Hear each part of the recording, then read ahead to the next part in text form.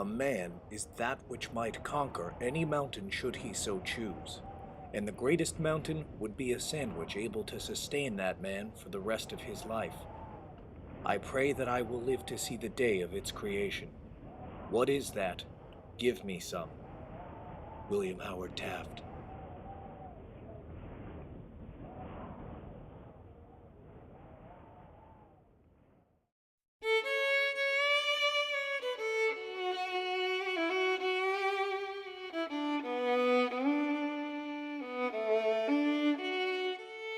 In the spring of 2009, the Shark at Work show decided on a bold but rash course of action. They would heed Taft's words and attempt the creation of a 100,000 calorie sandwich. They would name the sandwich Highway to the Danger Zone as a tribute to a regional folk song that had become popular not long before. Ari Vukaitis on the making of the sandwich. I fear, Mother, that I shall never return from this endeavor. Are we merely recreating the Tower of Babel, but with luxury meats? Dear God, they've begun the cooking process. The smell is... it's damnable. Drums in the deep. Drums in the deep. That spring, preliminary construction began on the sandwich. An entire pepperoni pizza, 3,600 calories, was used in place of a bottom piece of bread. A layer of Cinnabons, at 4,800 calories, would serve as the foundation, while 24 slices of French toast, at a total of 4,320 calories, buttressed the further ingredients. Finally, 2 bags of cotton candy were added on as insulation. And then came the meats. Gabe McKinley on the meats. Dearest Mother, Dan Gable and I have just placed 12 fish sticks, 3 Jamaican beef patties, 6 White Castle burgers, 15 Jose Ole taquitos, 2 pounds of ground chuck, 2 pounds of Italian sausage, 8 cheese hot dogs, and a pound of bacon in the center of the sandwich. A hush has descended upon us.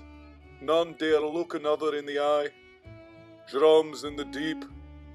Drums in the deep. It was here, at the midpoint of construction, that it became apparent the 100,000 calorie benchmark might be impossible.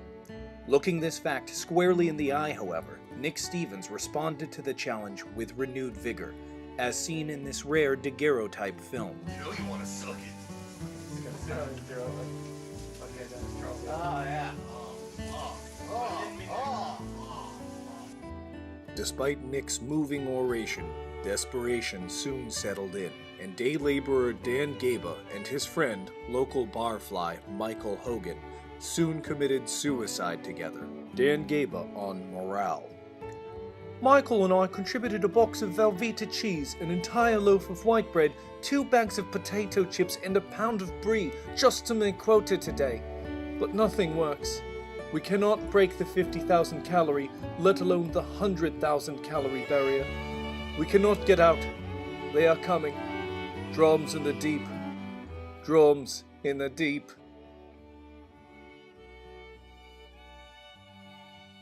But all was not lost. Food millionaires Sean Crespo and Carol Hartzell stepped in and donated their private collection of Cadbury chocolate eggs and one Junior's New York cheesecake. This provided the vital caloric tiebreaker that sent the sandwich over the 50,000 calorie limit and into history. Sean Crespo on the success of the sandwich.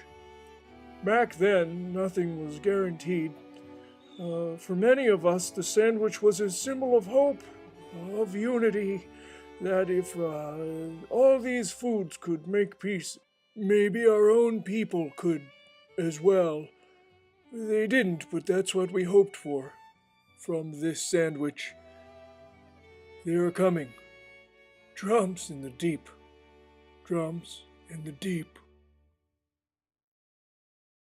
What began as a bitter challenge to see how big a sandwich could get, ended as a struggle over the meaning of America itself.